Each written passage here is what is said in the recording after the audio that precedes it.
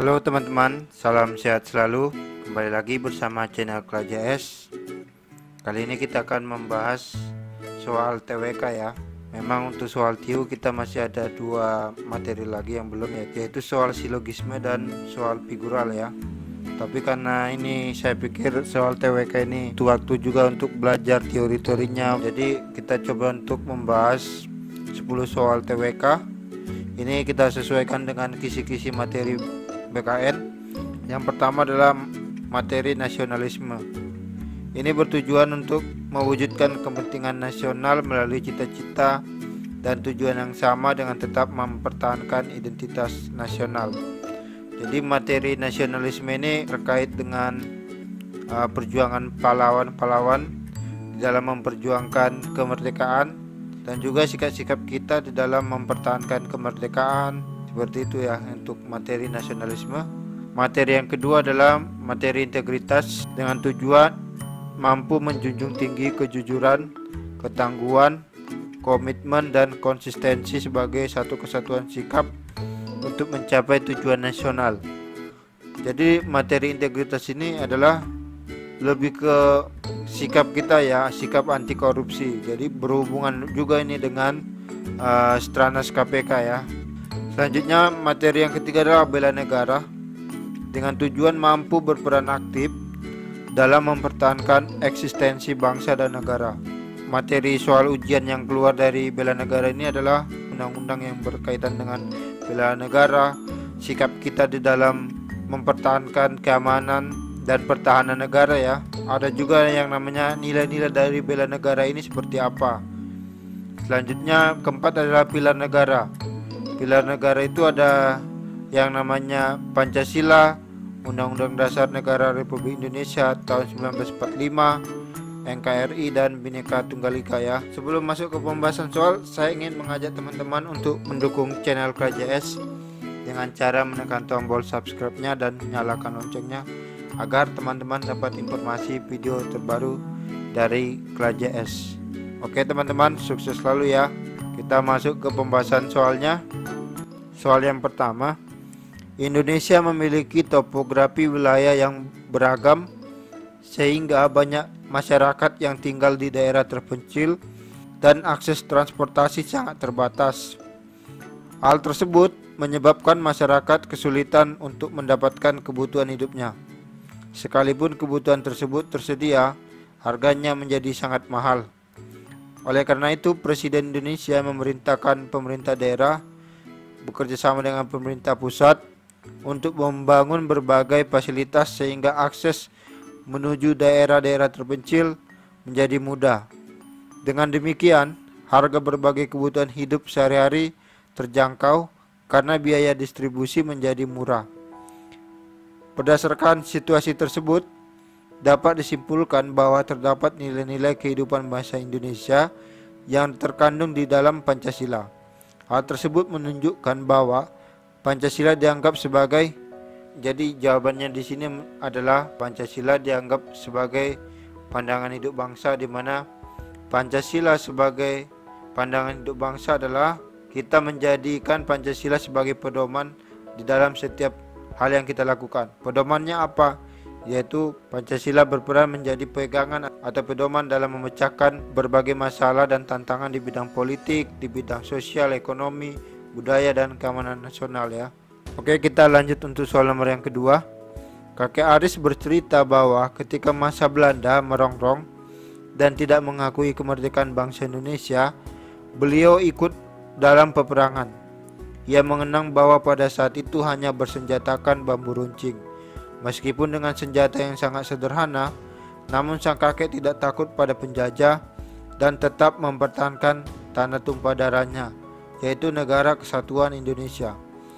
Cerita ini sesuai dengan bunyi Undang-Undang Dasar 1945 pasal ini terkait bela negara ya, karena dia di sini bersenjatakan bambu runcing dalam mempertahankan kemerdekaan ya. Jadi berjuang untuk mempertahankan kemerdekaan, terlibat langsung dalam bela negara. Jadi pasal yang berkaitan dengan bela negara adalah pasal 27 ayat 3 ya.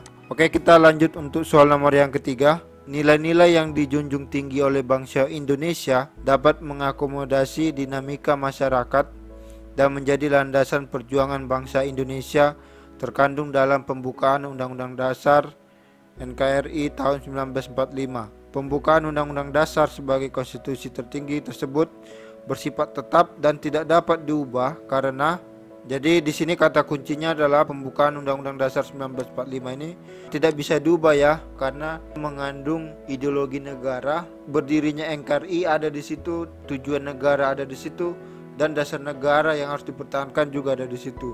Jadi yang paling sesuai adalah D ya, merupakan kaidah yang fundamental bagi terbentuknya negara Indonesia.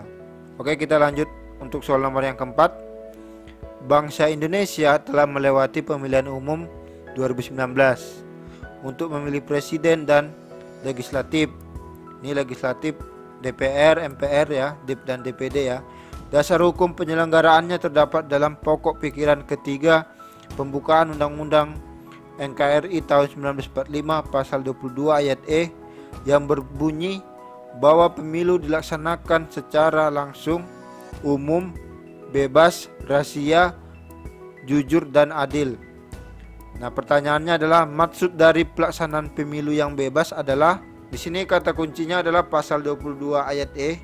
Di dalam Undang-Undang Dasar 45 juga ada penjelasan dari setiap pasal, di mana di dalam penjelasan tersebut bebas artinya ini adalah bebas memberikan hak pilihan tanpa ada tekanan dan pihak manapun. Jadi bebas menentukan pilihannya ya.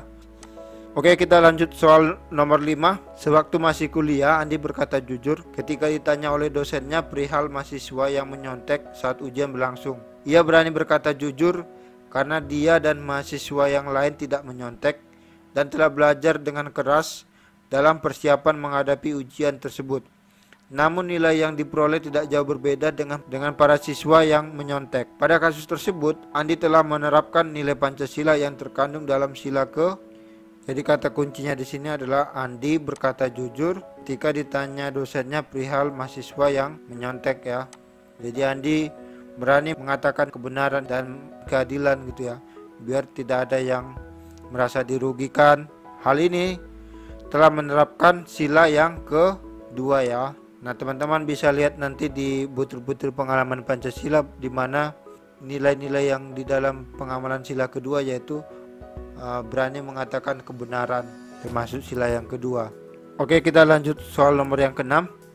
Kegagalan dalam melakukan perlawanan terhadap kolonialis barat oleh para pendahulu menjadi alasan para pejuang untuk mencari strategi baru dalam mencapai kemerdekaan. Adapun strategi baru yang selanjutnya dilakukan adalah dengan mendirikan organisasi modern yang berciri sosial, ekonomi, budaya, dan politik. Pada tanggal 20 Mei 1908 lahirlah organisasi kebangsaan pertama di Indonesia yang diberi nama Budi Utomo.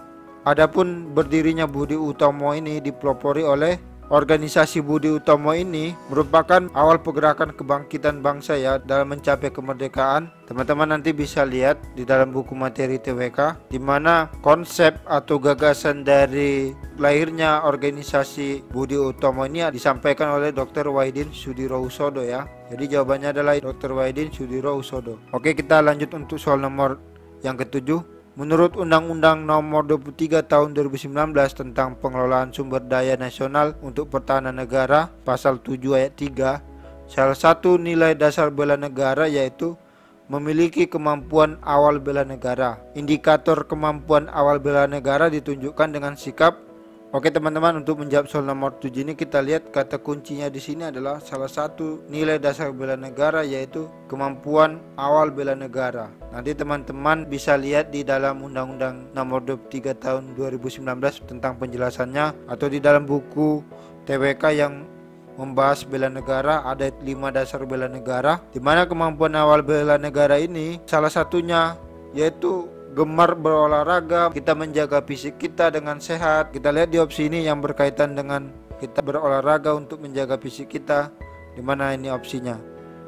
Yang D ya, Erwan selalu menjaga kesehatan dan kondisi tubuhnya dengan gemar berolahraga rutin setiap pagi. Jadi untuk kemampuan awal bela negara yaitu opsi yang D ya. Oke, kita lanjut untuk soal nomor yang ke-8. Sejumlah pemuda di Bandung mendirikan perkumpulan Jong Indonesia pada awal tahun 1927. Perkumpulan tersebut bertujuan menyebarkan dan memperkuat cita-cita kebangsaan Indonesia bersatu.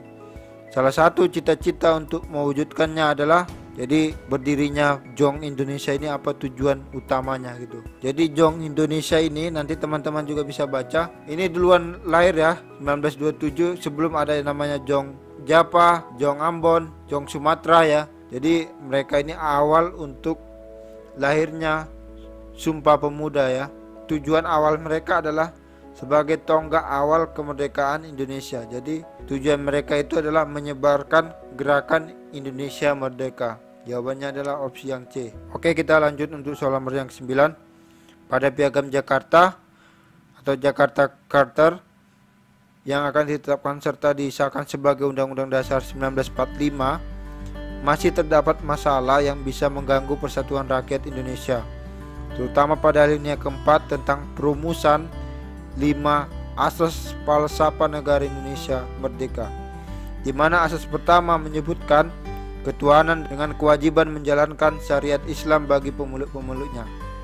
Berkat peran 4 tokoh Islam dalam memberikan pandangan dan pendapatnya hingga asas pertama falsafah negara tersebut akhirnya berbunyi ketuhanan yang Maha Esa. Salah seorang dari 4 tokoh Islam tersebut adalah awal sejarahnya ini dari golongan timur memberikan saran bahwasanya untuk sila yang pertama itu kan awalnya adalah ketuhanan dengan kewajiban menjalankan syariat Islam bagi pemeluk-pemeluknya. Ada 4 tokoh Islam yang membicarakan itu, membahas terkait hal itu. Salah satu dari 4 tokoh Islam tersebut adalah Ki Bagus Hadikusumo. Nanti teman-teman baca lagi di dalam buku ya, ini terkait nasionalisme ya. Jadi jawabannya adalah opsi yang C ya. Oke teman-teman, kita lanjut untuk soal nomor yang ke-10. Dewan Perwakilan Rakyat atau DPR terdiri atas anggota partai politik peserta pemilihan umum atau pemilu. Selain tugas dan wewenangnya yang melekat pada jabatannya, DPR juga memiliki beberapa hak meliputi hak interpelasi, hak angket, hak budget, hak menyatakan pendapat, dan hak imunitas. Maksud dari hak imunitas adalah untuk soal terkait DPR, lembaga tinggi negara ya. Lembaga tinggi negara misalnya DPR, MPR.